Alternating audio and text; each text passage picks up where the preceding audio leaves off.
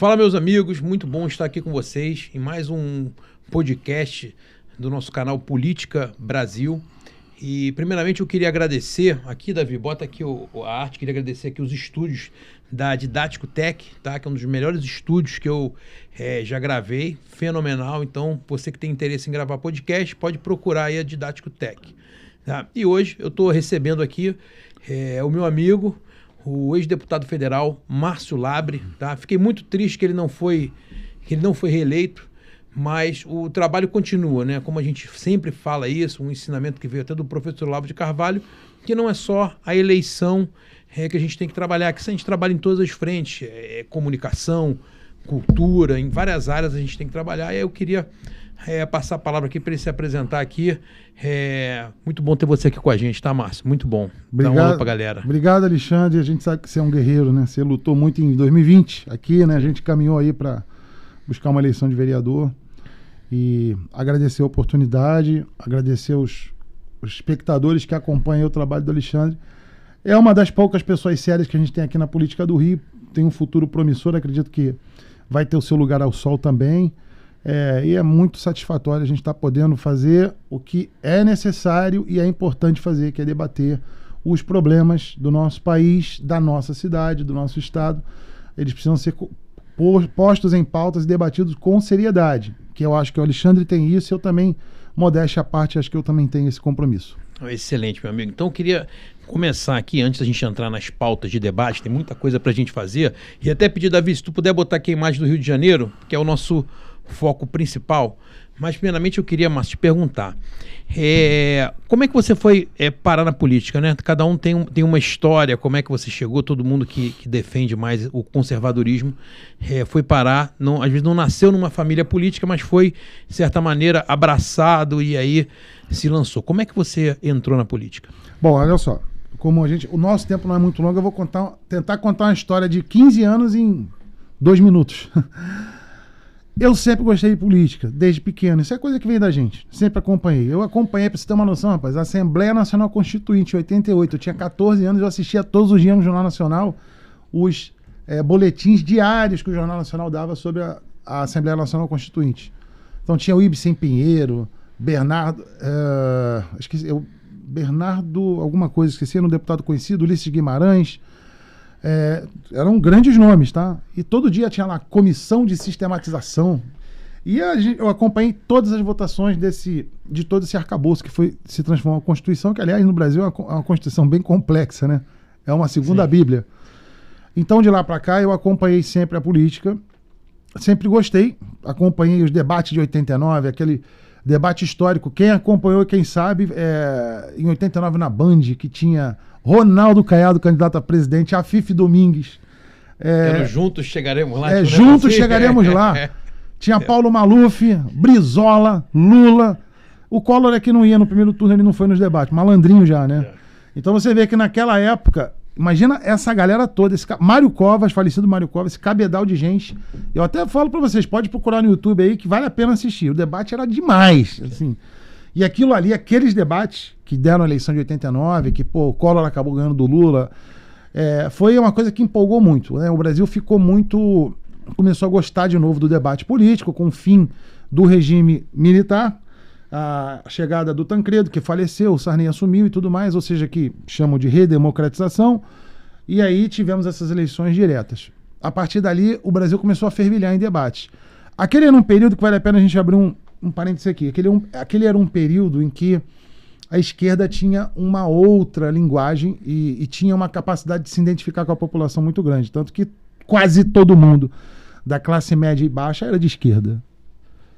Quem viveu aquilo sabe. Todo mundo achava um barato, os comícios, né, do Brizola, todo mundo gostava muito. E porque a gente estava num processo saindo daquele regime militar que era mais duro e sufocado, querendo um pouco mais de liberdade de expressão e tudo mais. Então, todo mundo se sentia muito de esquerda, porque era uma esquerda que realmente não tinha o identitarismo, o progressismo de hoje. Essa pessoa era inimaginável. Tanto que você vê aí o Rui Costa Pimenta do PSOL, ele desce a lenha no PSOL, que ele odeia o progressismo. Era uma esquerda toda voltada pro sindicalismo. Tipo assim, tu é meu patrão, tu tá me roubando, se não aumentar meu salário eu vou fazer greve. Era só isso. Então, mas o cara dava festa de 15 anos pra filha, queria formar o filho advogado, se pegasse o filho dele fazendo a pederastia, metia-lhe o cacete. Então, assim, era uma esquerda que nem se compara com a de hoje. Todo mundo se sentia assim, meu irmão, eu vou pra esquerda, porque aqui na esquerda a gente se sente representado contra os caras que estão explorando a gente. Era essa mentalidade, uma esquerda sindicalista, trabalhista. Eu fui pro movimento estudantil. Só que depois a gente vai entendendo melhor, vai tendo leitura, você vai conhecendo. E aí sim eu fui me reposicionando. Acompanhei todo o processo do Plano Real, a queda do Collor, a chegada do Itamar, todo aquele processo no período em que o Itamar estava na dúvida se colocava o Ciro Gomes na Fazenda, ou mantinha o Ciro Gomes, ou trazia o Fernando Henrique. Fernando Henrique, que não entendia nada de economia, mas conseguiu montar uma equipe. Tivemos o Plano Real, que foi super criticado. O PT pediu impeachment do Itamar, do Fernando Henrique, e pediu impeachment de todo mundo. E, bom, falei bastante, e nisso eu fui me apaixonando. Falei, a política é uma coisa muito legal. Trazendo aqui para a realidade, acompanhando os governos do Fernando Henrique, o do Lula, o da Dilma, e aí o Brasil ficou meio que num apagão ideológico, nesse período de Fernando Henrique, da social-democracia, até os governos petistas que já começaram a tombar muito para a esquerda. A gente viu alguns fenômenos estranhos acontecerem e contraditórios de acordo com aquilo que tudo que a gente aprendeu. Então, a gente viu uma escalada da violência. Para você ter uma ideia de números, que é importante, o Brasil em 2001, o Brasil tinha uma relação de homicídios por 100 mil habitantes em torno de 9 para 100 mil habitantes. Em 2001. O governo Lula assumiu em 2003. O Brasil entrou num boom de crescimento, não por méritos de política econômica, pelas circunstâncias globais, a China comprando tudo. A China comprava até mosquito, se deixasse. O Brasil vendeu todas as suas commodities para a China, vendeu até em mercado futuro.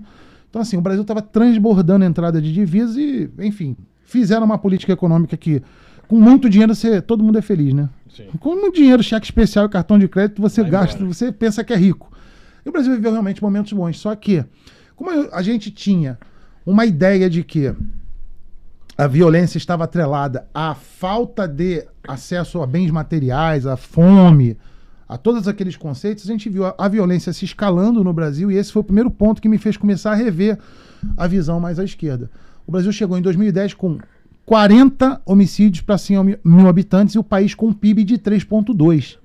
Falei, mas que contradição é essa? Se miséria traz violência, como que se a gente teve um país próspero nesse período, e foi realmente um país próspero, como é que aumentou a violência? Não dá para entender.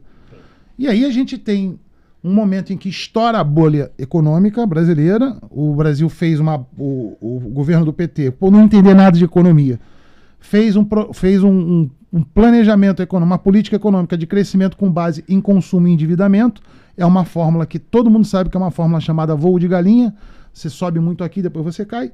Em 2011 a bomba estourou e a Dilma ficou com prejuízo em 2013 e começou um processo de destruição econômica do país.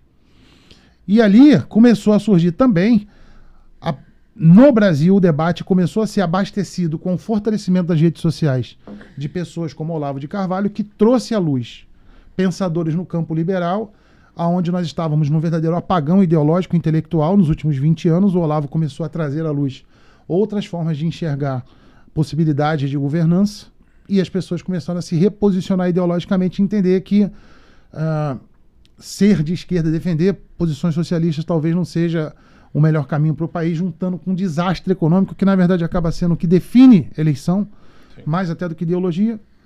A gente chegou num momento em que o país estava borbulhando num debate público, o país começando a uma série de pessoas acordando, abandonando a esquerda, e eu fiz parte disso, né? Tinha uma simpatia, achava mais ou menos legal. Em 2013 veio a explosão, e aí eu comecei para o YouTube, colocar minhas opiniões, compartilhar as coisas que pessoas como Olavo de Carvalho defendiam, e uma série de outros pensadores, e virei uma referência no YouTube.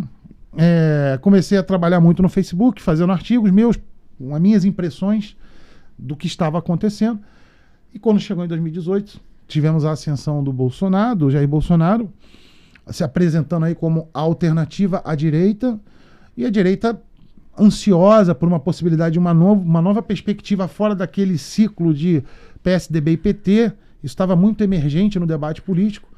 Bolsonaro conseguiu representar muito isso e na construção dessa nominata eu acabei sendo convidado para participar do Terça Livre, que era comandado pelo Alan dos Santos, tinha um programa chamado Panorama Brasil e eu tinha o meu canal no YouTube e se tentou trazer as pessoas que tinham alguma influência para poder fazer parte dessa nominata e foi algo surpreendente. Se eu disser para você, cara, você sabia que tu ia ter 50 mil votos? Eu não sabia, mas eu fiquei muito feliz e aí a gente pegou e encarou esse desafio, que foi isso que me trouxe para a política. Antes eu era um comerciante, tinha meus negócios, larguei tudo para me dedicar à vida pública. Não me arrependo, foi excelente essa experiência. Pô, muito legal, muito bacana. E assim, eu vejo você falando e eu escutei você, a influência que você tem do Olavo de Carvalho. Vou fazer uma pergunta, e eu acredito, né, que a gente tinha o Olavo de Carvalho, ele falava de um pensamento hegemônico, né? Que ele muitas vezes ele fala assim, gente, vocês estão achando que numa universidade, numa escola tem uma doutrinação ideológica? Não é isso que é feito. Eles só excluem o pensamento à direita, então só sobra aquele. Isso. Ou a pessoa fica confusa ou ela adere. Então é ou confusão na mente ou ela acaba aderindo àquilo. Não é diretamente uma doutrina. A pessoa não fica assim, vota no PT, não é por aí. Eles só excluem, não. É isso. E aí eu te faço uma pergunta. Você acha que sem o Olavo de Carvalho o Brasil não teria direito e o Bolsonaro não teria ganho a eleição em 2018? Sem dúvida, sem dúvida. Sem a influência do Olavo, desde o tempo do Orkut, por incrível que pareça, a disseminação de ideias, as redes sociais acabaram sendo o único território possível de quem sentia intuitivamente que algo não estava correto na política da América Latina, mas não tinha onde compartilhar esse pensamento.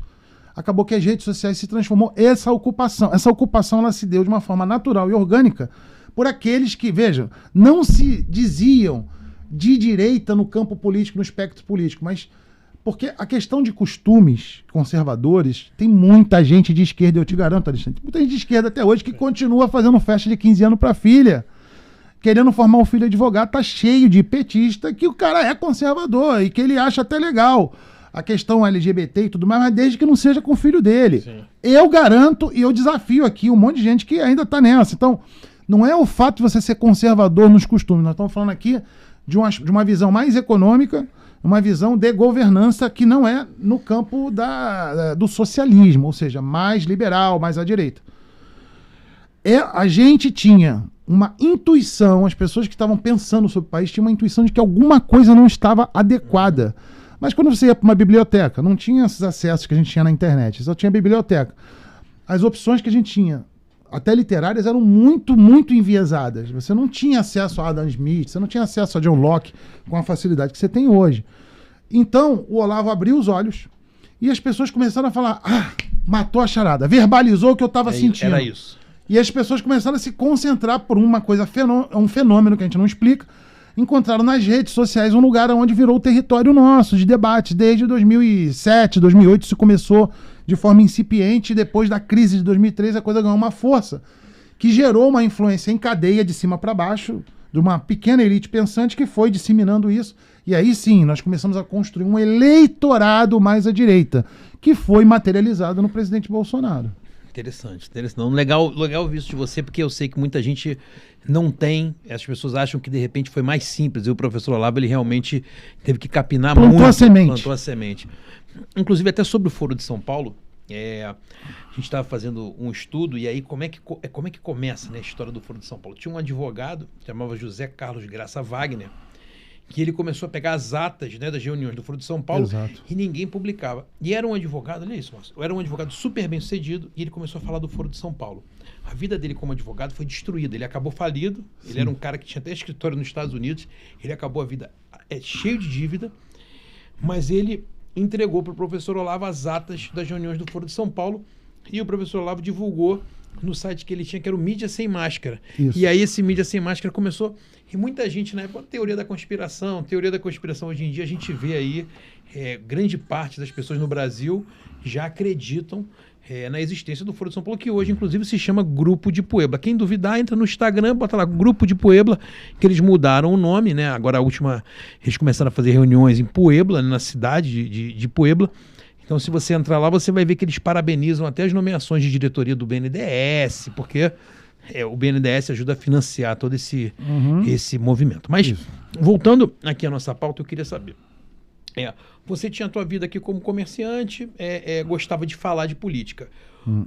Qual foi a impressão que você teve? Você ganhou a eleição e teve que ir viver Brasília, né? Viver aquela realidade de Congresso, acordar plenário, partidos, ver a esquerda de perto, ver a direita também, como é que foi essas pessoas que entraram. Muitos ali traíram o Bolsonaro. A gente teve Joyce, Alexandre Frota, você estava ali no seio do próprio PSL. Você estava dentro você participou dessas reuniões. No núcleo duro do governo. Inicialmente. E qual foi, o que você viu ali que você de repente imaginava que era diferente? Como é que foi essa experiência de Brasília? Bom, merecem aqui, cabem aqui e vai ser exclusivo porque eu ia fazer isso no meu podcast, mas vai ser o furo do seu. Show. E vou pedir permissão de direitos de imagem para botar no meu aqui os cortes daqui. Tá concedido já.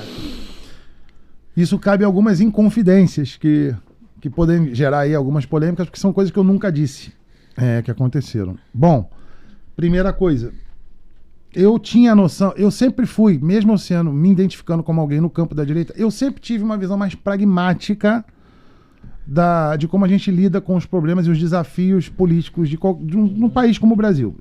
Eu nunca fui muito engessado na doutrina, porque eu sei que a doutrina, quando você vai confrontá-la com a realidade, a doutrina sempre acaba te atrapalhando.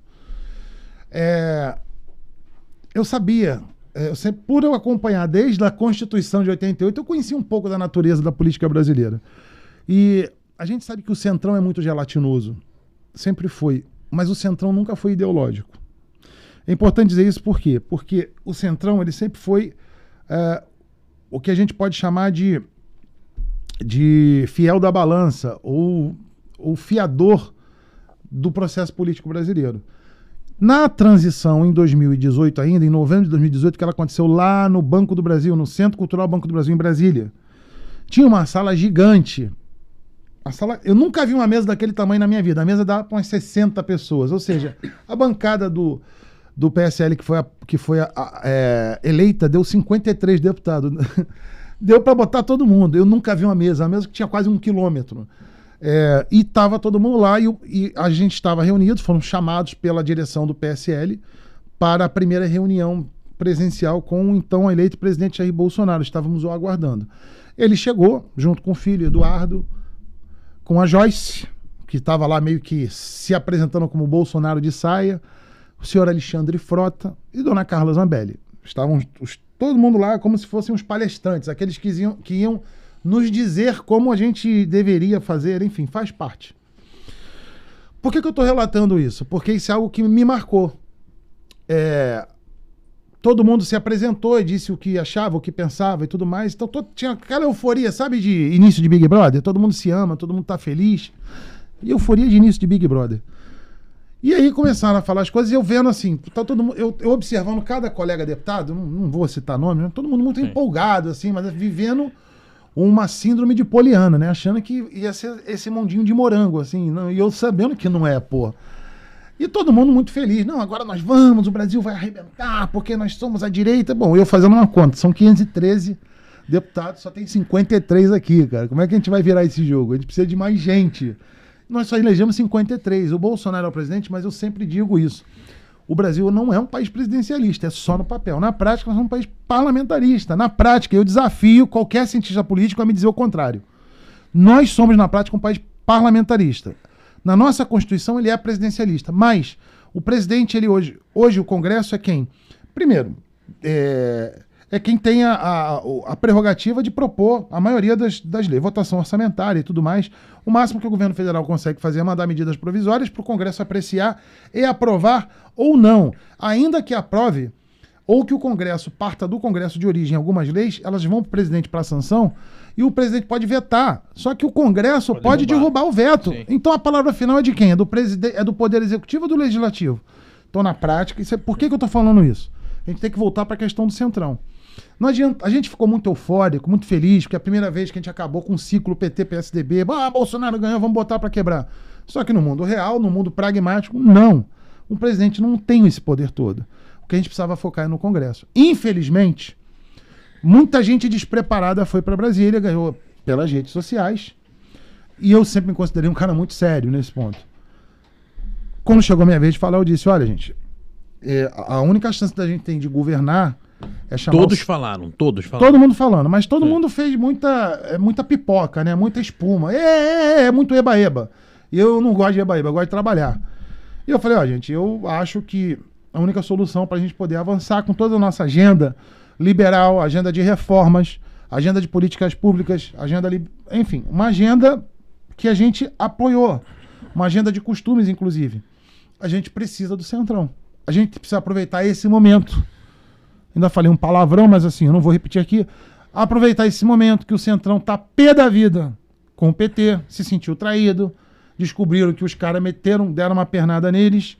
Traz os caras pra cá, porque eles estão, não é ideologicamente revoltados, estão se sentindo traídos. Mas a gente não pode ficar pensando sobre esse aspecto doutrinário. Não, mas eles são corruptos. Vamos parar com isso. A gente precisa ter maioria. Precisa ter 342 deputados para ter maioria de qualquer matéria, inclusive de PEC. Então, se a gente não tiver essa maioria, a gente não governa. E aí, cara, aí que vem um negócio que vai ser complicado. Essa eu posso falar porque ela se queimou sozinha. A dona Joyce levantou lá em cima, lá na frente, falou: não, seu Márcio, não vamos chamar o Centrão porque nós somos da nova política. Ela agora faz tweet pro Lula, né? Pô, vocês não vão chamar o Centrão porque vocês são da nova política? Então tá bom, pô, a gente vai ver só o que vai acontecer.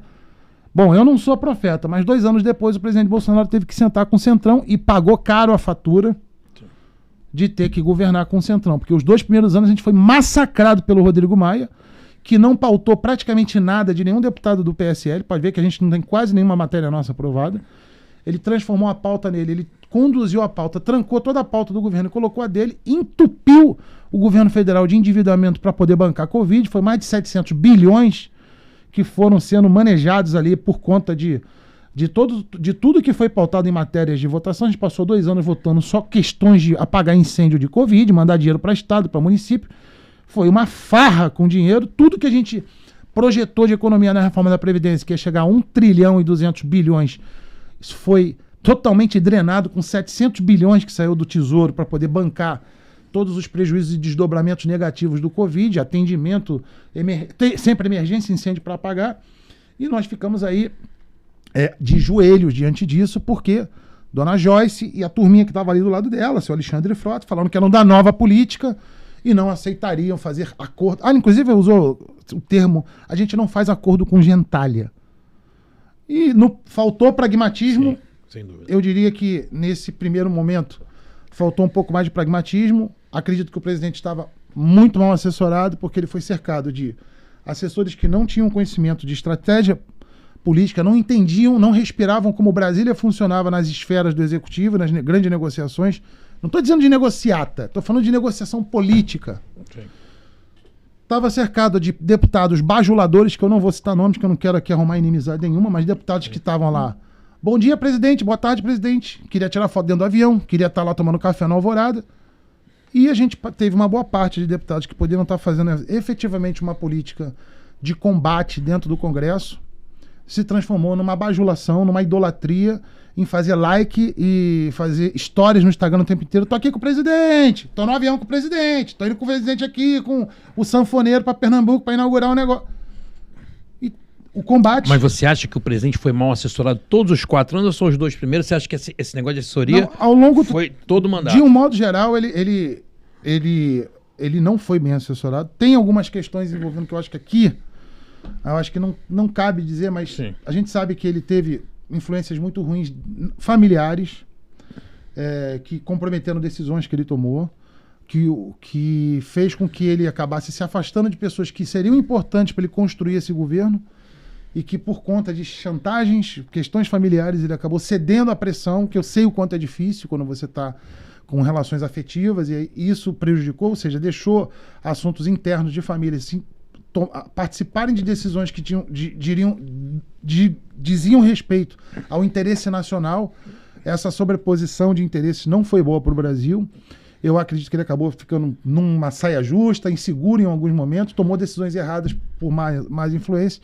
mas principalmente a crítica que eu faço não só ao presidente Bolsonaro, a todos nós, deputados, que estamos juntos nesse fracasso que foi, no final, a gente não ter sido reeleito, porque isso tem que ser reconhecido como um fracasso, independente de questão de urna, fraudou, não fraudou, a gente não podia chegar numa campanha no limite da possibilidade de vitória. A gente tinha todos os elementos na mão pra gente chegar. É inegável que o Lula voando. tem muito voto, né? É inegável. É inegável, muito é inegável. Voto. Então, assim, se a gente chegasse num nível de popularidade real, efetiva, e não de briefing de robôs, dizendo que a gente estava muito bem, fumaçando a nossa vista, nos enganando, nos fazendo parecer que estava tudo bem num ambiente que não era realidade, a gente não estava passando por isso. Porque se a gente na rua tivesse, de fato, com 70%, 80% de aprovação, a gente ganhava não tinha fraude possível de fazer virar esse jogo, a gente teria nadado de braçada.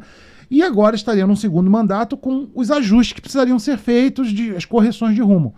Mas erramos pela imaturidade, pela inexperiência, pela incapacidade, mas principalmente a soberba de alguns, o estrelismo de outros, o despreparo e a falta de humildade. Isso precisa ser colocado aqui para a gente entender a falta de humildade da direita brasileira, de um modo geral, de compreender as suas limitações, que ela está num estágio inicial de conhecimento político.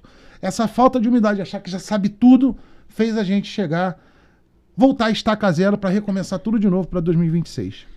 Isso aí foi realmente muito complicado. Eu não escuto isso só de você, escuto de muita gente, que cabe essa reflexão. Eu até vejo essa postura hoje no próprio presidente Bolsonaro. Acho que até no segundo turno ele chegou a reconhecer algumas coisas, questões, de repente... quando você vê um político assim, eu vejo que isso aconteceu aqui no Rio. Você vê, a gente tem aqui no Rio de Janeiro, no município, o grupo do Eduardo Paz, que é um grupo que vem do César Maia, que eles têm ali 7 mandatos já, né? 3 do César Maia, 1 do Conde, que já faleceu, e o Eduardo vai fechar o seu terceiro agora com chance de reeleição. Nesse meio você teve ali 4 mandatos teve 4 anos do Crivella. E no final ali, quando o Crivella perdeu, aparentava... Eu me lembro que você estava uma vez, eu estava na convenção do Patriota, você chegou lá com o Crivella, chegou junto com ele. Sim. Lá, né? Você deu um discurso lá, eu me lembro. Era até o dia do meu aniversário, aquilo, 2 de setembro, lembro que era o dia do meu aniversário, 2 de setembro de 2020. Isso. Parabéns atrasado. Era o dia do meu aniversário. E aí, eu vejo que aqui no município do Rio, aparentemente, o Crivella também arrumou conflitos com muita gente ao mesmo tempo. Quem sou eu para falar dele, né? Mas assim, atitudes que ele fez, eu também faria, mas eu acho que ao mesmo tempo, estrategicamente, a gente vê que não dá certo. Tirar dinheiro da escola de samba, linha amarela, OS, Globo, pronto. Aí e não sei se o presidente Bolsonaro, de repente, também bateu de frente com coisas que estavam erradas e que em algum momento deveria sim bater de frente, mas de repente bater de frente de uma vez não dava. O próprio conflito com a Rede Globo, por mais que assim, eu acho o conteúdo da Rede Globo um lixo, e a gente sabe que eles receberam muito dinheiro público do PT, mas a briga com a Rede Globo, eu não sei se é uma coisa que dá para ser feita de início, é uma coisa que tem que ser aos poucos, né? E aí mas isso que você fala, eu já escutei também de outros políticos dessa questão de que a gente tem que ter humildade, né? E que a gente precisa se preparar um pouco mais. A direita, num todo, é uma autorreflexão. Sim. Toda nós da gente fazer isso. Bom, tem um tema agora, que é um tema que tá em alta, que eu acho que a esquerda está até tentando politizar, e é um tema que eu acho que ele não é nem de direita nem de esquerda, né? Mas é um tema muito importante, que é a questão da segurança nas escolas. A gente está vendo, teve ataques, isso já acontece nos Estados Unidos e está começando a acontecer no Brasil, né? Hoje mesmo, de manhã, mais uma escola aqui no Rio de Janeiro, um aluno foi pego com uma faca, e aí está sendo debatido quais medidas podem ser tomadas. O ministro Flávio Dino, acho que foi na terça-feira, essa semana, 2 ou 3 dias atrás, ele colocou um edital com 150 milhões de reais, né? A gente tem 5.568 municípios. Se a gente dividir esses 150 milhões de reais, vai dar 27 mil por município. Então, se fosse uma divisão igualitária, aqui no Rio de Janeiro, cada escola, a gente tem só municipal 1.500. Então, cada escola iria receber, às vezes, aqui 20 reais. Então, é uma conta assim absurda. E eu queria você, com a sua experiência, tanto na área de gestão como deputado, quais as medidas a gente pode hoje propor para tentar minimizar esse problema que é extremamente grave? Bom, vamos fazer a matemática mais concreta em termos de realidade. Unidades escolares de ensino básico, infantil e fundamental no Brasil todo, entre que sejam pertencentes ao governo federal, estadual e municipal, dão 195 mil no Brasil todo. Se a gente partir de uma base de preço, é óbvio que varia de escola para escola, mas cada unidade aí, vamos considerar aí que essas escolinhas menores, né, essas creches, não são tão extensas em termos de tamanho, né, ocupa algo em torno de 400, 500 metros quadrados. Na pior das hipóteses, você consegue montar um conjunto aí de 4, 5 câmeras da Intelbras. Não estou fazendo merchan, mas assim, é só para ter uma referência, que todo mundo compra isso aí em qualquer lugar. Você vai gastar aí de 8 a 10 mil.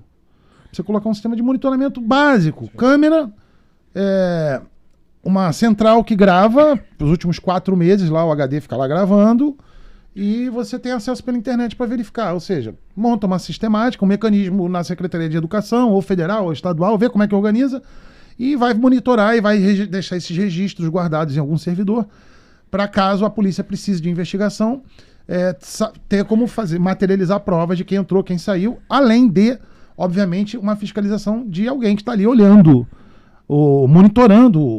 Mas um sistema desse não é absurdamente caro.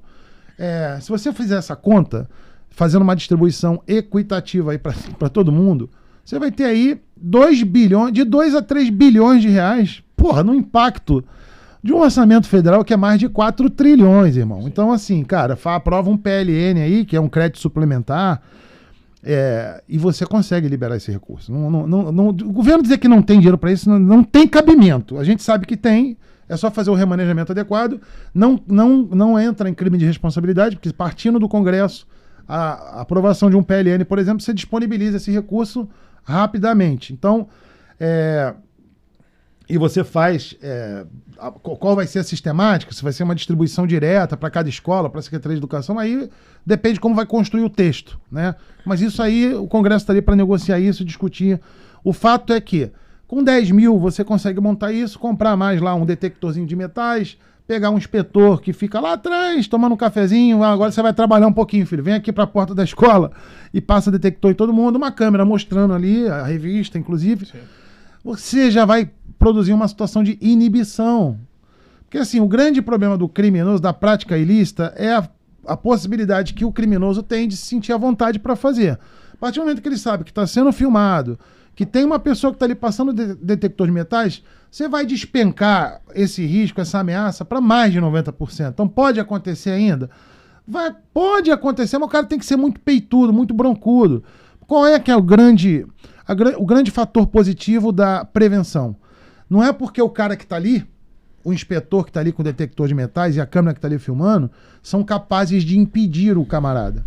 Só que a sensação que o cara tem de que já tem alguém de olho nele faz com que ele não queira. Porque fala assim, se esse cara aqui apertar um telefone e chamar reforço, vai brotar aqui 700 camburões e os caras entupido de fuzil, não tem como eu broncar com esses caras. Então eu não vou nem tentar a sorte. Não é porque o inspetor tá lá, porque o inspetor dá o socorro. Sim. Se não tiver ninguém para dar o salve, para dar o socorro, aí o cara vai lá, esfaqueia 3, 4, 5, 10, até alguém se ligar que tem alguma coisa acontecendo, aí a merda já tá feita, né? Sim, sim. Então, assim, dá para fazer do ponto de vista orçamentário. Infelizmente, o que a gente tá tendo é o seguinte, e isso é nojento, tá? É nojento, e eu me recuso a participar disso. As pessoas, tanto da direita como da esquerda, fazendo um palanque político. Chegaram a um ponto de querer saber se o cara que fez isso votou no Lula ou votou no Bolsonaro. Aí você tem aquela guerra de meme na internet. Esse nível de insanidade, eu me recuso a participar, também, meu amigo. Também. Me recuso a participar. Acho que nós, inclusive, tem jornalista aí, como aquele Otávio Guedes, picareta, que veio ao ponto de querer fazer uma associação ao pensamento de direita que influenciou. Cara, é um nível de loucura. Sim. Assim, que a única coisa que eu faço, porque em vez de eu ficar dando palanque para esses caras, é desprezo. Que desprezo e indiferença é a melhor coisa que você pode dar. Em vez da direita ficar, isso a Globo não mostra. Ai, meu Deus, olha aqui. Tem que simplesmente ignorar esses caras, nem comentar. É dar desprezo, porque eles não são merecedores de nada disso. Não dá para aceitar que o que está acontecendo aqui é porque nos Estados Unidos acontece, embora a gente sabe que o Brasil se influencia muito por muita coisa que não presta nos Estados Unidos, mas essa influência que a gente sofre aqui é em termos de sociedade, comportamento, de consumo e tal, preferências de hábitos. Não é esse cara que está a fim de esfaquear e matar alguém que copiou isso do modelo americano. Isso é porque o que está acontecendo é o seguinte, é o excesso de visibilidade que está sendo dada a esses episódios, personificando esses caras, sejam por bem ou por mal, e a gente está numa sociedade extremamente doente, cheia de pessoas aí que depois da pandemia agravaram seus casos aí de problemas de autoestima, uma série de problemas psicológicos, de paranoias, e isso está emergindo aí em gente que está a todo custo querendo buscar atenção e buscar visibilidade. A vida deles está um inferno, seja por desemprego, seja por tudo. Já tinha uma tendência violenta e chega um ponto que vai chutar o balde, quero fazer merda, quero aparecer, quero me martirizar, eu quero sair. Importante. Quero ser na capa do jornal. Mesmo morto, eu quero estar lá. Então, a gente está vendo um fenômeno que é muito perigoso, só que assim, a sociedade não pode ficar refém de problemas psicológicos de pessoas. Então a sociedade tem que se proteger disso e vamos buscar a solução para essa turma aí que está meio zureta das ideias. Sim. Bom, você falou de um tema interessante aqui, e é uma coisa que eu gosto de estudar, eu gosto de ouvir a opinião das pessoas, e eu queria que você colocasse a sua opinião em relação assim, a esse movimento de esquerda, né? A gente sabe que o Brasil, a gente tem o PT muito forte, tem isso até que a gente já falou do Foro de São Paulo, mas existe uma outra forma, difícil até eu falar de um novo pensamento de esquerda, mas é um novo pensamento que ele vem, é uma forma de marxismo, mas ele vem depois do Karl Marx, que é os autores da escola de Frankfurt, né? Perfeito. E depois eles foram primeiro para os Estados Unidos, né? Influenciaram lá essa pauta identitária. O que você... qual a dificuldade que você, como político e analista político, qual a dificuldade que você vê de enfrentar? Qual é mais difícil? Você enfrentar um sindicalista como o cara que é filiado ao PT ou o cara da pauta identitária que vem dessa linha aí de pensamento? Sim, excelente assunto. Inclusive, eu acho que é bom para a gente destrinchar isso até com as pessoas, para elas entenderem. Porque a esquerda ela sofreu uma metamorfose muito grande em termos de pauta política e se coloca na mesma roupa, né? É a esquerda, mas tudo bem, são de esquerda nesse espectro de análise, que eu acho que também já começa...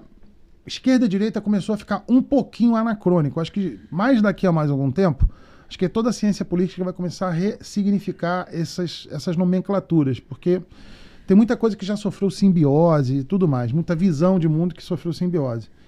E eu não acredito que a visão política para as soluções e os desafios que a humanidade tem, elas se resumem a dois espectros, assim, dois vetores. Eu acho que existem nuances que são interessantes e aceitáveis se avaliar. Dentro de um espectro de direita, por exemplo, você tem uma série de nuances que são possíveis de serem apreciadas, assim como até na esquerda, mais vindo para o centro, tem algumas coisas que se aproveita. Nem tudo é o lixo. Agora, essa metamorfose que a esquerda sofreu, pelo menos na América Latina, ela é muito, assim, é uma diferença absurda. Eu posso citar como exemplo, por exemplo, o próprio Rui Costa Pimenta, do Partido da Causa Operária, que é considerado aí um dinossauro da esquerda brasileira, quer dizer, ele ainda defende ainda valores lá da esquerda sindical. Se você for pensar nesse cara, como a gente já conversou aqui, é o cara que a galera que tá com ele quer fazer festa de 15 anos pra filha, meu amigo, quer casar ela direitinho, quer formar o filho advogado, não quer saber do filho ficar na vida LGBT, que se fizer vai tomar uma pranchada. Gente da esquerda, comunista revolucionário. Os caras são conserva. Então assim, fala, pô, mas esse cara... Tem muita gente da direita que fala assim, pô, mas eu não entendo. É dar curto-circuito num cara de direita, um militante. Mas como? Tu não é comunista? Então você queria banheiro trans. Essa dificuldade que a direita tem ainda, ela não consegue diferenciar. A escola de Frankfurt, na verdade, é um outro momento do processo revolucionário, que já abandonou o sindicalismo, luta de classe já ficou lá para trás, deu lugar a uma outra roupagem, que agora é um processo de desconstrução da família, né? Desmasculinização, desconstrução do homem ocidental, masculinização da mulher, todas essas pautas que a gente está vendo aí, mas que as pessoas precisam entender o seguinte, Alexandre, a gente falou isso fora da gravação. a ideia de destruir a família não é assim. A família é meu inimigo, eu quero destruir porque eu não gosto de pai, mãe, filhos. Não é isso que está na essência desses caras. É porque ainda que a família, a briga dessa defesa, dessa ideologia progressista é destruir qualquer resistência a um poder totalitário estatal. Se a família tradicional fosse de gays, se fosse de LGBTs, a família tradicional, cristã, vamos imaginar uma situação dessa, fosse só homossexual ali, mas se aquilo se apresentasse como um núcleo de resistência ao poder do Estado e o que fosse o símbolo da liberdade, do pode tudo, de que eu quero um monte de bolsa identitária, fosse os héteros, a pauta progressista estaria ao lado dos héteros contra os gays, porque o problema não é você ser hétero, gay, preto ou branco, o problema é a luta contra a família é porque a família representa núcleos familiares em bairros, cidades, estados, são muito mais difíceis para um poder governamental controlar, porque você vai estar lidando com muitas diferenças. Então, é praticamente impossível você manter o controle sobre essas pessoas, porque eles têm as suas próprias crenças, suas próprias doutrinas, suas tradições. Então, você chega com uma grande proposta de política pública, ela provavelmente vai causar um mega de um transtorno, porque o cara que mora em Nova Friburgo não vai concordar com aquela medida que está sendo tomada, porque na cidade dele, na região dele, os costumes deles, eles não acham legal usar a camisa amarela para ir para a escola. E aí o governo faz uma política de distribuir uniforme amarelo para todo mundo no Brasil. Fala, aqui não. Então, quando você destrói os núcleos familiares, você entrega todo mundo e fala assim, quem resolve a minha vida é o Estado, para quem é político profissional, que é a esquerda, formada por políticos profissionais, pessoas que vivem do Estado, para eles é muito mais interessante você ter o Estado controlando a vida das pessoas, que isso dá a eles poder. Assim, eles vão controlar uma grande maioria. A pauta progressista atende, hoje, a pauta identitária atende exatamente isso. Tirar o poder das pessoas, dos indivíduos, das famílias, e entregar esse poder, deixar as pessoas completamente desorientadas, sem referências, sem destruir valores, desconstruir uma série de crenças e entregar, você está tudo confuso, está um caos, está um colapso.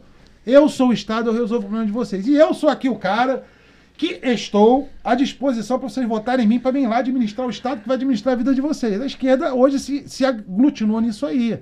Óbvio que ela tem várias frentes. Então, é isso que a gente precisa entender, qual é o tamanho do problema que a gente enfrenta, qual é o inimigo que a gente enfrenta. Porque a gente acaba, nós que somos no campo conservador, a gente acaba indo para um combate e transforma em inimigo um cidadão que é o nosso vizinho, que é o nosso parente, lida com ele como um inimigo, em vez de tê-lo como um aliado, em vez de explicar para ele o que está acontecendo, que o jogo de manipulação é para a vida dele, a gente acaba aponta o dedo para ele falar lulista, comunista, idiota, e a gente está em um racha na sociedade que hoje eu trabalho completamente contrário a isso, eu quero trazer a unidade das pessoas, eu sei que dá trabalho, convencer um cara que acredita nessas coisas todas. Eu já vou até concluir esse parágrafo aí. Quando você falou que nas escolas, nos lugares, as pessoas não chegam lá, o professor não chega lá e fala assim, todo mundo tem que se filiar ao PT. Não precisa. Quando você implanta novos valores, novas crenças, quando você diz assim, olha, você bota um professor lá e ele fala assim, olha, o mundo está derretendo, precisamos abraçar as árvores.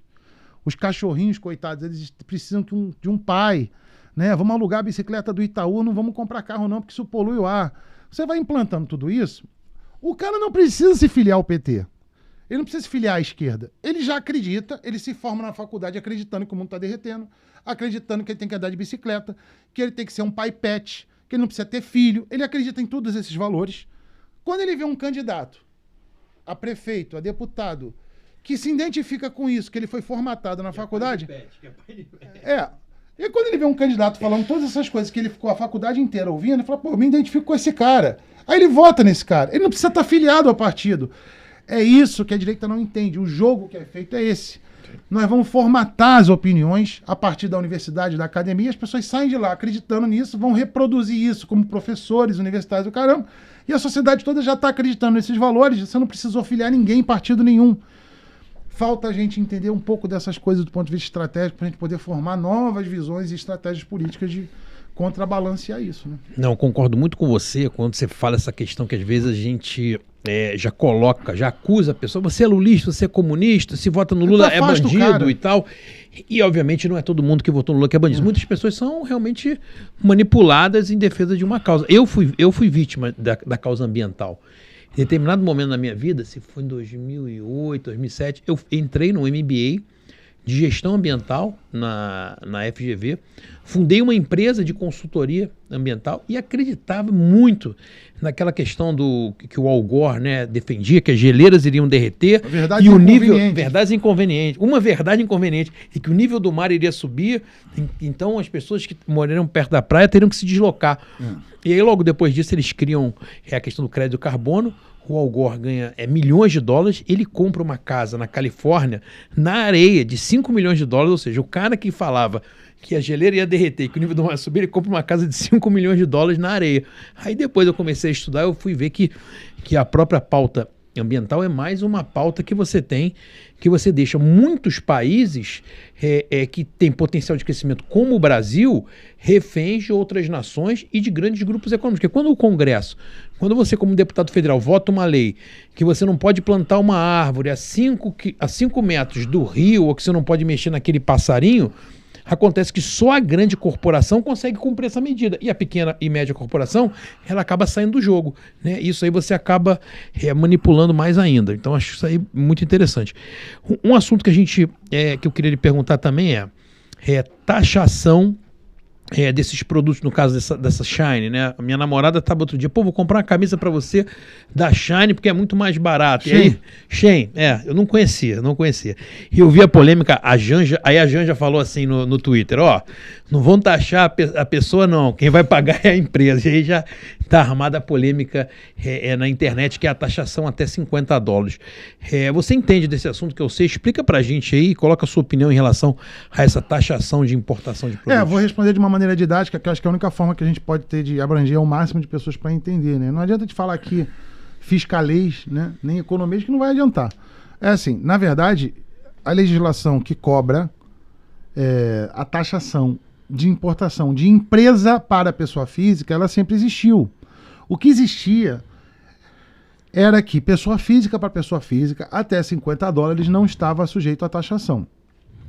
E o que acontecia na prática, todo mundo sabia disso, todo mundo sabia. Na prática, o que acontecia? As empresas lá da China despachavam mercadorias para alguns países que faziam a nova rotulação, botavam um novo rótulo, por exemplo, a Suécia, caía lá, e dali para lá a remessa era feita de PF para PF, pessoa física para pessoa física, para tentar burlar, porque a maioria, assim, 80 e poucos % dos produtos que chegam no Brasil são abaixo de $50, que equivale aqui a R$250. Então é roupinha de $8, é vestidinho, é canivete, capinha de celular, tudo coisa de $10. Então tá baixo. Só que se na legislação atual, antes de entrar Lula e Haddad, na legislação atual, se o fornecedor disso for uma PJ, e são, né? Tem que taxar. Sempre teve. Só que se fazia vista grossa para isso, né? E eles camuflavam colocando uma PF para transferir, para remeter para o PF da Suécia ou de outro país para o Brasil. Havia um entreposto antes da China para chegar ali e fazer a nova rotulação e mandar. Aí, quer dizer, o governo está desesperado para levantar caixa. Fez 14 ministérios, precisa pagar a conta.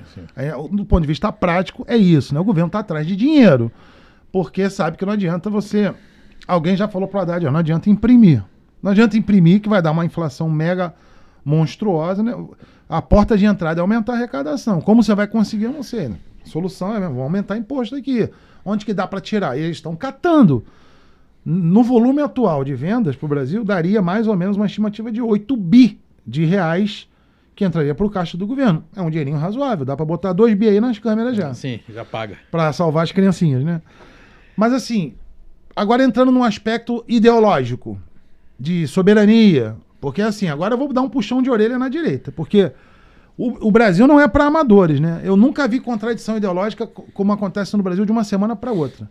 Até semana passada a direita odiava a China. China não presta, a China é quem está querendo controlar o mundo, nada da China... Aí acontece uma coisa que um governo de esquerda alinhado com a China faz para inviabilizar ou dificultar bastante a compra de produtos da China, Aí a direita está reclamando que agora vai ficar mais caro comprar um produto da China. Mas pelo amor de Deus.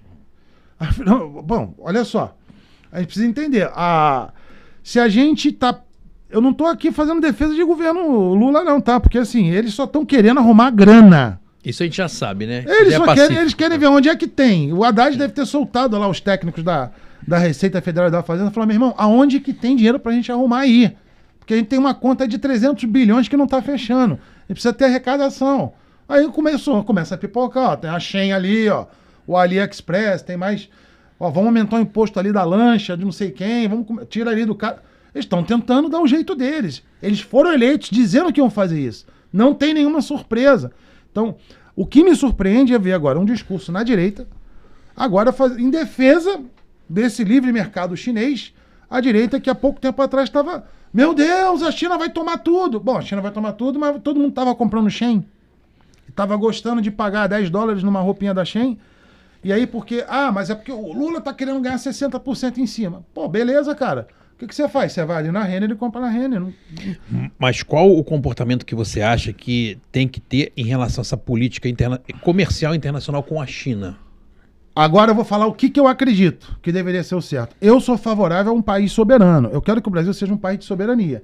E esse é um ponto fundamental, inclusive para todos os políticos brasileiros e toda a sociedade debater. Afinal de contas, qual vai ser a posição do Brasil na geopolítica global, qual vai ser a posição do Brasil na economia global, como ele vai se posicionar e como ele vai começar a fazer a barganha daquilo que ele tem de poder no mundo, que é o fornecimento de alimentos.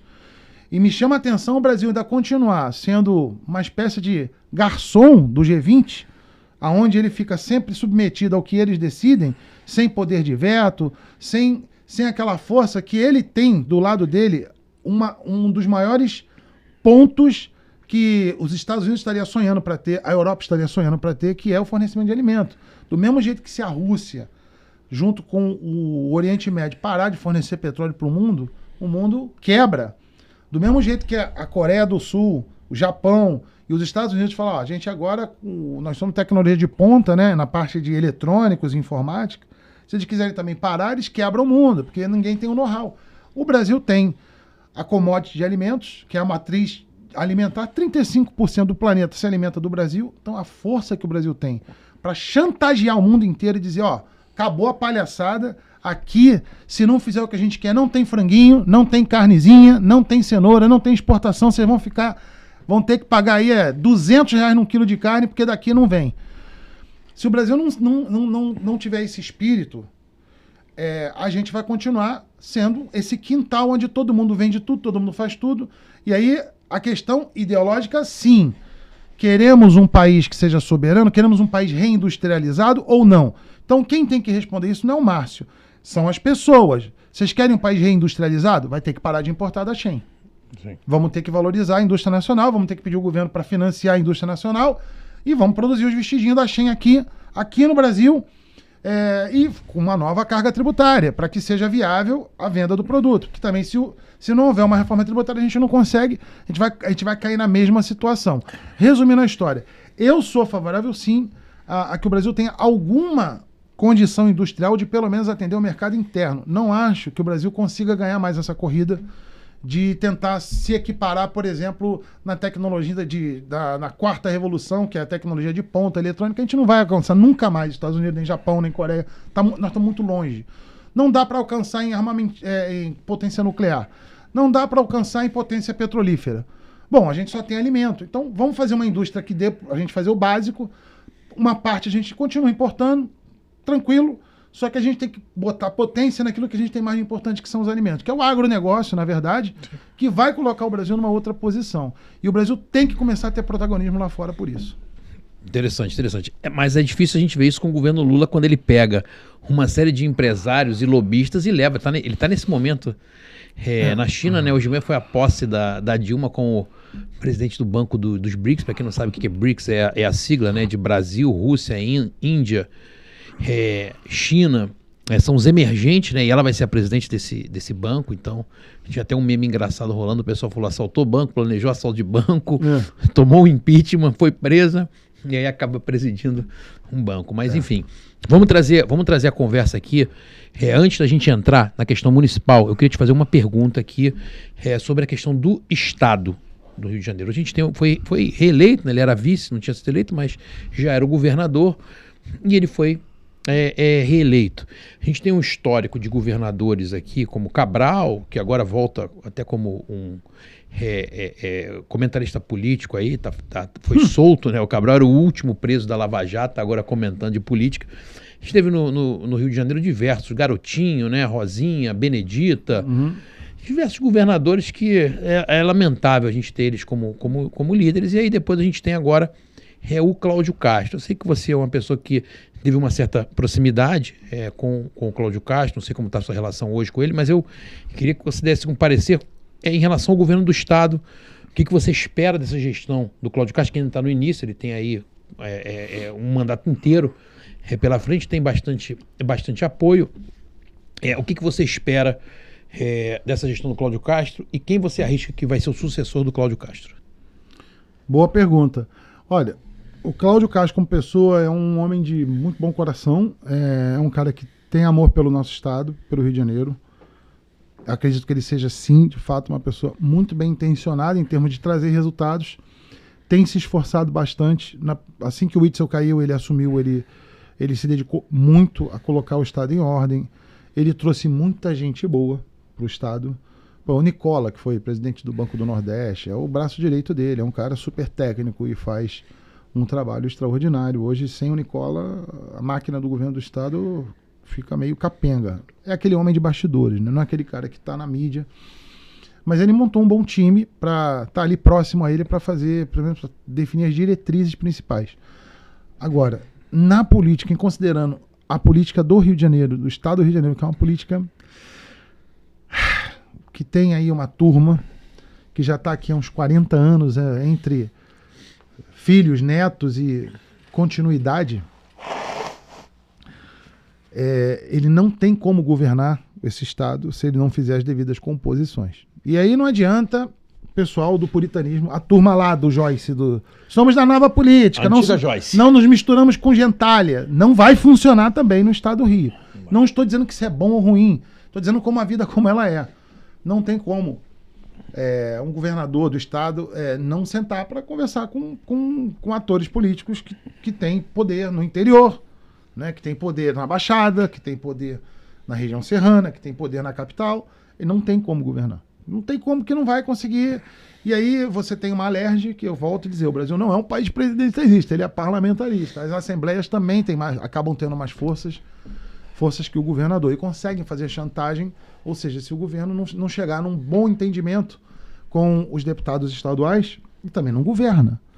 E aí quando você tem 71 deputados estaduais, cada um com as suas representatividades, sejam geográficas, sejam setoriais, ou sejam até ideológicas, ele tem que pegar tudo isso aí, sentar e negociar os interesses de um estado que tem um orçamento razoável, mas é um estado que tem... Isso ele faz bem. Ele é muito bom para fazer essas alianças, para fazer esses acordos, rearranjos. O problema é que o estado do Rio, ele está vivendo uma falsa ilusão de que ele é superavitário, mas ele não é.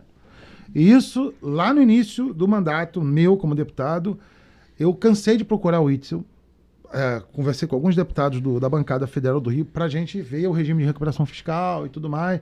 Para quem não sabe, resumindo a história, regime de recuperação fiscal é aquela dívida que você tem lá, você tem ali na Casa Bahia, você venceu aquela dívida, a Casa Bahia te ligou para fazer um acordo, você parcelar a tua dívida.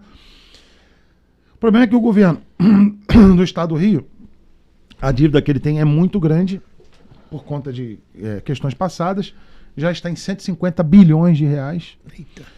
O que ele arrecadou com a venda da SEDAI não faz muitas cócegas, né? Deu uma maquiada momentânea. Não, é o que eu tô te falando, vai arrecadar aí no máximo, na primeira remessa veio 18, não, veio 32, depois vai vir mais um pouco, dá falta licitar mais um pedacinho lá, que é a parte de Campo Grande, vai entrar mais 13 bilhões, mas enfim, 50 contra 150. Então, no longo prazo, o Rio tem problema, que é uma dívida que ele vem renegociando o valor mensal, porque a arrecadação do Estado é em torno de 70 bi, mas se você fizer o conta corrente, o fluxo de caixa passa. Então, assim, arrecada 70 e deve 75.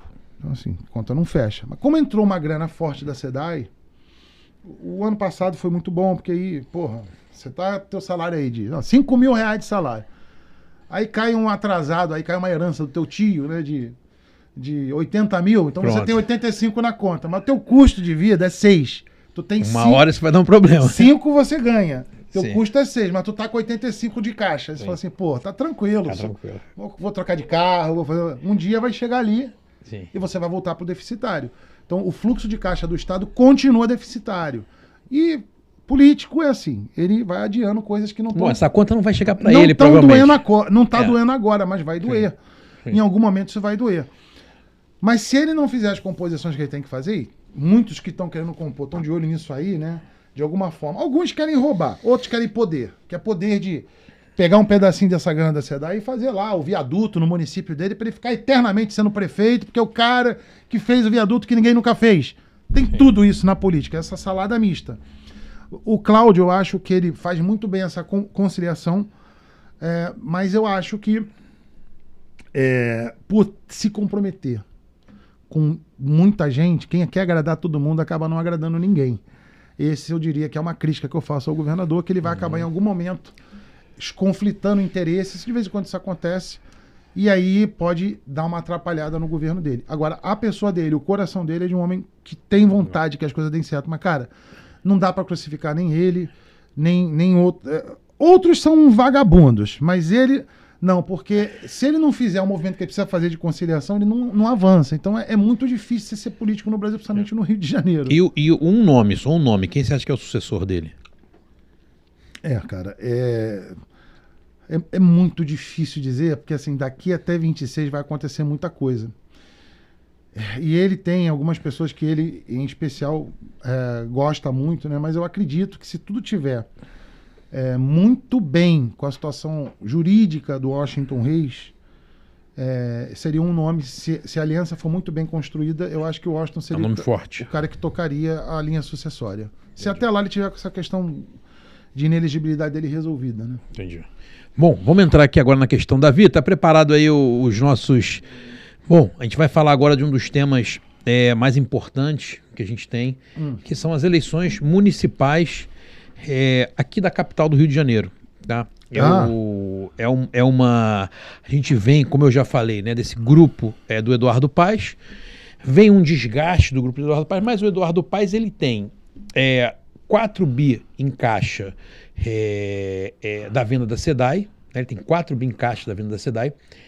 Essa semana os vereadores, né, a gente tem 51 vereadores, apenas 5 vereadores votaram contra mais um empréstimo de 700 milhões, que ele, mesmo com 4 bi em caixa, ele pegou mais 700 milhões agora de empréstimo e foi aprovado na Câmara. 5 vereadores votaram contra, eu vou até falar os nomes aqui deles para parabenizar.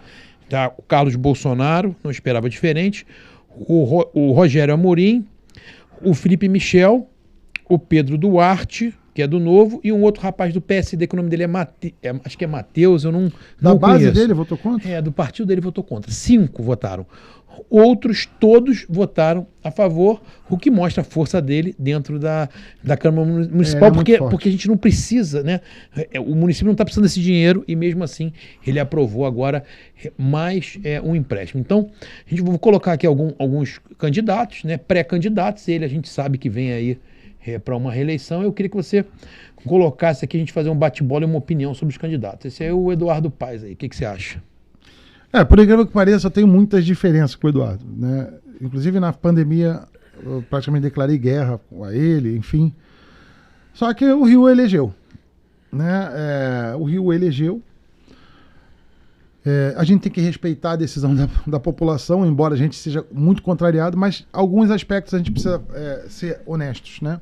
Ideologicamente, muitas diferenças, quer dizer, o cara que acabou apoiando o Lula para presidente e tal, enfim, tu já vê o alinhamento que ele tem, a visão ideológica dele. Ele é um cara que aceita muito bem essa pauta identitária, progressista, que entrega o poder para o Estado, fortalecimento de Estado. Então, eu não gosto de... Assim, eu não tenho um alinhamento com político que tem essa visão de querer concentrar poder no Estado, né? Eu gosto do poder concentrado nas famílias. Então ele é do time que vai contra isso. Agora, se você fizer uma análise da gestão como um gestor público, como um cara que conhece a cidade do Rio, como um cara que conhece não só a máquina da administração, como o Rio, a cidade do Rio.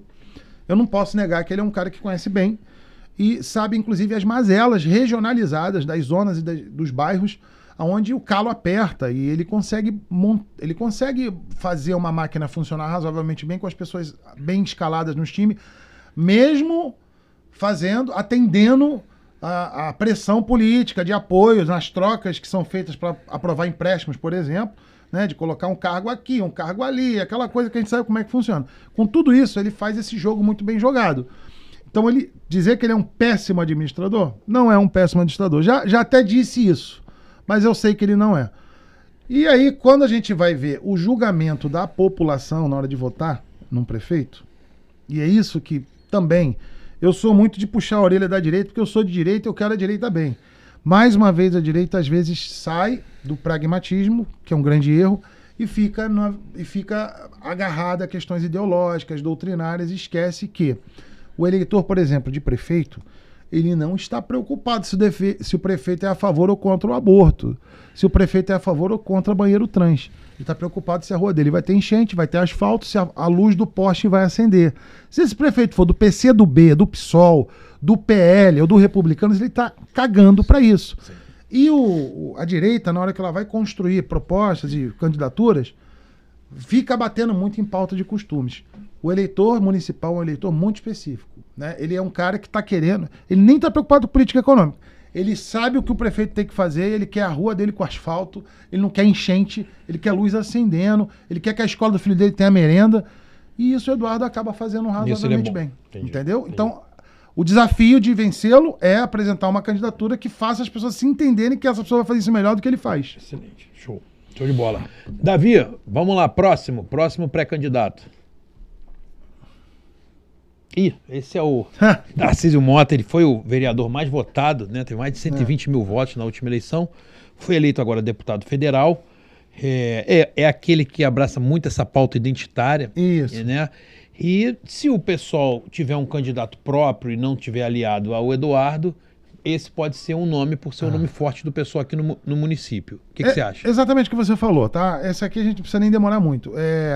Se a composição política entender que ele tem que vir junto com o Eduardo, eles vêm junto, mas se entender que vem sozinho, às vezes a gente pode avaliar, olha, tá na hora de fazer um termômetro, ver como é que a gente tá no Rio. Então, às vezes, é uma candidatura de teste, só para fazer balão de ensaio. O pessoal sabe que não tem condição de assumir nenhuma grande capital, é um partido que sabe o lugar dele. Mas puxa vereadores, né? Sim, vai puxar vereadores, mas se tiver na coligação também puxa. Sim. Então, a questão é só medir o tamanho. Às vezes, de vez em quando, eles precisam medir o tamanho. Essa foto dele, muito bem escolhida a foto, Davi, muito engraçado. Passa pro... Bom, esse é o senador Carlos Portinho, né? Ele era o suplente do senador Harold, que veio a falecer, também do partido do PL. Uhum. Fez um trabalho bom que eu gostei na questão da tentativa do Rogério Marinho na presidência do Senado. Infelizmente, acabou que ficou na mão do Rodrigo Pacheco. E é um nome aí que algumas pessoas do PL da direita falam para mim que tem interesse em concorrer. O que você acha? Gosto muito dele. As vezes em que nós estivemos juntos, vi que ele é uma pessoa bastante centrada. É um homem muito competente, muito capaz, tem um bom currículo, só não tem popularidade. Então, assim, tem que ser feito o cálculo político se ele tem potencial de vencer. Aí tem que medir os números do Portinho. Sim. Bom ele é. Fazer uma boa gestão ele faria sim, porque tem competência para isso.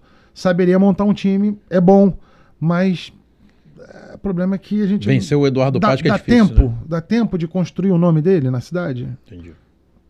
Acho que não. Davi, próximo. Esse é o doutor Luizinho, deputado federal, também foi muito votado. Se eu não me engano, é o presidente do PP, né? Sim. Que é o partido do Arthur Lira. Ele é o secretário de saúde do Estado, né? Isso. E é um nome que também tem se colocado, inclusive tem até uma polêmica aí entre do Cláudio Castro sair do PL, porque dizem que o Cláudio Castro quer apoiar ele e não o Flávio. É uma polêmica aí que rola nos bastidores. O que você acha dele, se ele tem alguma chance? Luizinho sofre de uma maldição, ele é ruim de voto. Ele só vive no sufoco, assim. Essa eleição agora, de 2022, é que ele... Foi uma eleição em que ele investiu bastante. Pesado. E teve uma votação mais expressiva. Mas, de um modo geral, ele não... Mas foi uma eleição que ela não reflete uma preferência do eleitorado, sim um resultado de investimento, né? Foi uma eleição que ele gastou bastante. O Luizinho sempre ele ganhou a eleição raspando. Então, assim, embora ele seja um cara que tem um bom trabalho na área de saúde e tudo mais, ele também tem uma dificuldade de ter popularidade. Assim, o doutor Luizinho, para ele... eu acho que assim, ele pode já estar acreditando que é possível ganhar uma prefeitura, mas assim, ele está muito longe de estar pode disputar com o Eduardo em termos de ser conhecido no Rio. É, muito difícil mesmo, verdade. Davi, próximo. Bom, esse aqui é o senador Flávio Bolsonaro, é o filho do ex-presidente.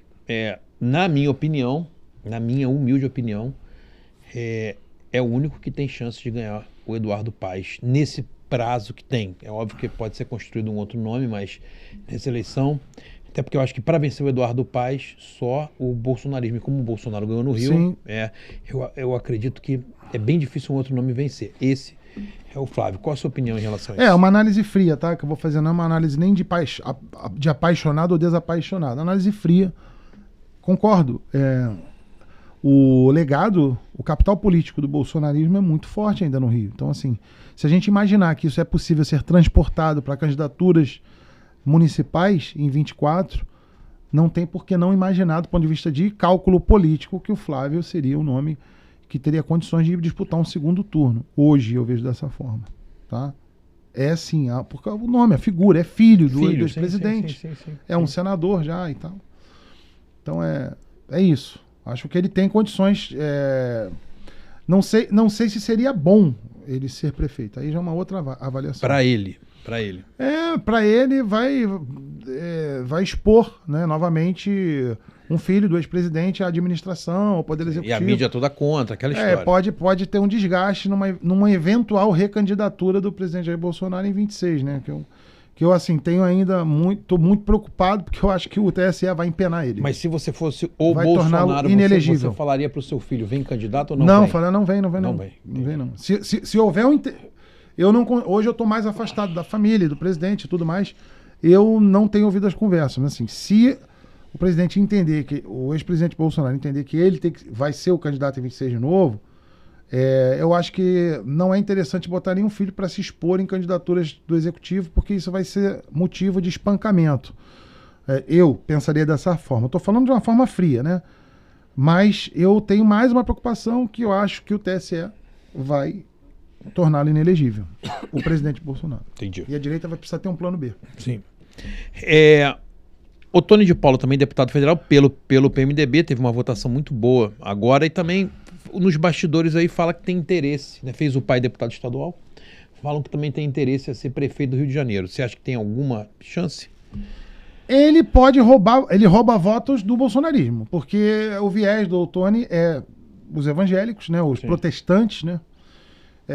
E ele está nesse nicho, ele não sai muito desse nicho. Saiu do nicho dos protestantes, não existe o Tony de Paulo. O pessoal aqui normal acha ele meio fanfarrão, né? Meio canastrão, do jeito de falar. Então, assim, ele tem um nicho próprio, mas fora desse nicho ele tem muita rejeição, né? Na verdade, assim, quem não é do mundo protestante, evangélico, tem muita resistência aos pastores que estão na política, né? Existe muito isso. Então, assim, ele está num ambiente que é o mesmo do Sóstenes e tudo mais, então ele tem que brigar naquele nicho. Se conseguir ter uma capacidade se ele conseguir uma boa equipe de marketing, um bom planejamento, nós estamos falando aqui, filho, de uma disputa de 4 milhões de votos, né? A gente não está falando de pouca coisa. Não, sim. Muito difícil. Né? Então essa que é a questão. A gente consegue ter 4 milhões de protestantes bancando. Assim, o Crivella ganhou e não foi com folga, com a Universal toda em cima. Sim. Vamos lá, mais alguém? Olha aí, o nosso ex-prefeito. Sem saber que ia ser ele, né? Ele aí. O nosso ex-prefeito Marcelo Crivella, deputado federal agora. Isso. Foi senador por 2 mandatos, né? Foi prefeito do Rio de Janeiro, perdeu no segundo turno para o Eduardo Paes.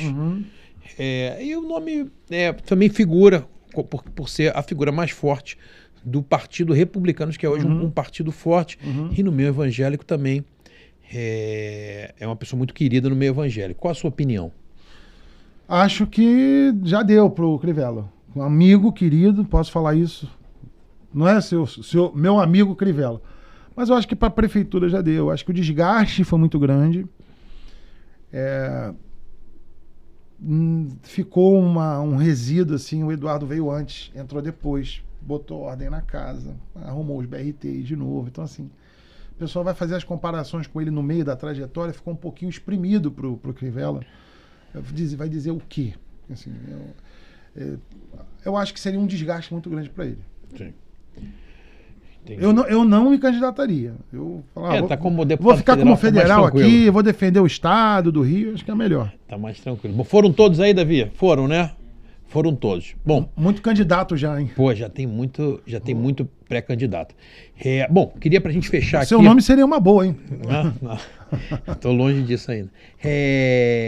Bom, queria aqui fazer, antes da gente fechar, que você fizesse uma análise das duas maiores figuras políticas que o Brasil tem, a esquerda e a direita, né? Que é o Lula e o Bolsonaro. Queria que você falasse o que você acha do Lula, do futuro dele na política, e do Bolsonaro, do futuro do Bolsonaro, para a gente ter a sua opinião sobre essas duas figuras. Não conheço o Lula intimamente, né? A única avaliação que eu posso fazer dele é pelo que ele fala, pelas atitudes e por todo o histórico político e tal, todos os problemas dele.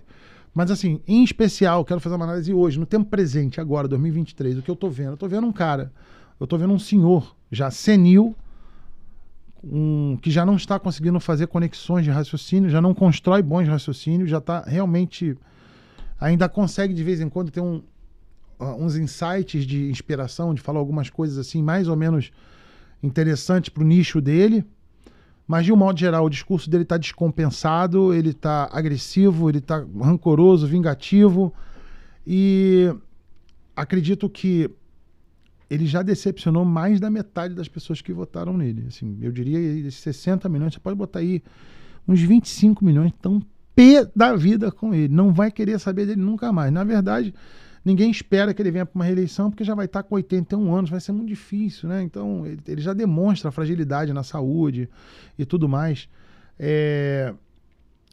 Eu até cheguei a pensar que havia nele, nunca acreditei nele, mas eu até cheguei a pensar que havia nele uma questão de orgulho, de falar assim, que eu vou provar para o Brasil que eu fui injustiçado, que eu fui preso injustamente, eu vou fazer uma puta de uma gestão aqui, vou dar o meu melhor para me despedir aqui dessa vida e ficar com o meu nome marcado na história que eu fui o melhor presidente, eu vou provar para esses caras que eu fui o melhor presidente. Não.